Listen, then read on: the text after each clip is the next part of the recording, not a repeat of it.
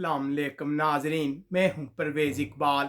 Amnesty international ने यूरोपीय ममालिक की पॉलिसी को शदीद तनकीद का निशाना बनाया है, जिसके नतीजे में लीबिया वापस भेजे जाने वाले तारकिन वतन के साथ बुरा सलूक किया जा रहा है।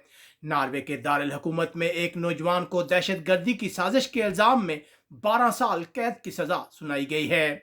स्वीडन में आने वाले तारकिन वतन की तादाद में एक बार फिर इजाफा हुआ है। इस साल 12,000 तारकिन वतन ने स्वीडन में काम करने की इजाज़त हासिल की। डेनमार्क में बार रेस्टोरेंट को रात 2 बजे तक खुला रखने की इजाज़त मिल गई है।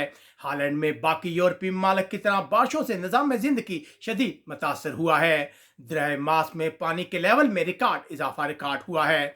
पुर्तगाल शदीद गर्मी की वजह से 12 डिस्ट्रिक्ट को हाई अलर्ट पर रखा गया है, जबकि एक इलाके में लगने वाली आग को बुझाने के लिए 100 फायर फाइटर कोशिश कर रहे हैं। बेल्जियम में शदीद बारिशों से अब तक 6 अफराद हलाक हो चुके हैं। यूनान की हुकूमत ने 3,000 से ज्यादा कोरोना के सामने आने के बाद इन इत्तलात को मुस्तरद कर दिया है कि मुल्क में दोबारा लॉकडाउन नाफिज किया जा रहा है।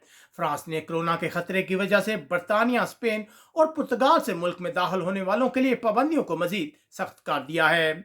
जर्मनी में शदीद बारिशों से अब तक 20 अफराद हलाक हो चुके हैं, जबकि दर्जनों लापता है। इमदादी कार्रवाइयाँ जारी है।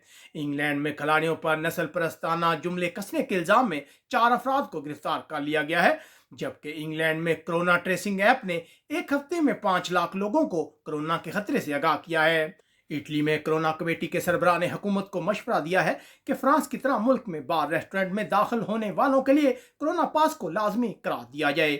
जबकि लीबिया के साथ तारकिन वतन के ताउन के हवाले से आज इटली में तारकिन वतन तंजीमें शदीद एहतजाज कर रही हैं। स्पेन में कोरोना की खराब सूरत हाल के बाद इस वीकेंड पर कतालोनिया में दोबारा कर्फ्यू नाफिज किए जाने की इत्तलात है, जबकि स्पेन के बाकी इलाकों में भी पाबंदियां लगाने का सिलसिला जारी है।